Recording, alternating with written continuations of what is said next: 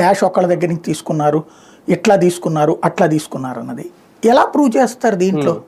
Simple logic. ఇవాళ షాపులన్నిట్లో మందు అమ్ముతున్నారండి. అందులో ప్రభుత్వం ఇచ్చిన మందే అమ్ముతున్నారా అంటే ఎక్సైజ్ డిపార్ట్మెంట్దే, లేదా బయట నుంచి తెచ్చింది అమ్ముతున్నారా? ఎలా తెలుస్తుంది?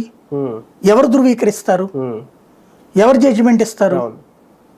లేదు దాంట్లో వాళ్ళందరూ కూడా చంద్రబాబు గారు లేకపోతే ప్రభుత్వము కలిసేసి సపరేట్గా ఒక దొంగ మద్యాన్ని తెప్పించేసేసి, ట్యాక్స్ లేని మద్యాన్ని తెప్పించేసి వాళ్ళతో అమ్మించి డబ్బులు తీసుకుంటుంది ఆ షాపుల వాళ్ళ దగ్గర అనేసి మనం అనేసేసి గబక్కన కేసు కట్టేయమంటే అయిపోతుందా?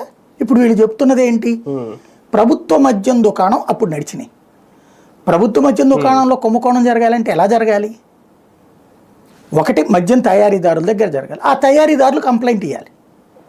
అయ్యా నేను 10 రూపాయలకి మందు అమ్మేవాడిని, నా దగ్గర నుంచి వాళ్ళు 30 రూపాయలకి కొనుక్కునేవాళ్ళు తీసుకెళ్ళి 150 రూపాయలకి అమ్ముతున్నారు. అది క్రైమ్ కాదు. ఎందుకు? మద్యంలో ఎక్కువకే అమ్ముతారు, 100 రెట్లు ఎక్కువగా అమ్ముతారు.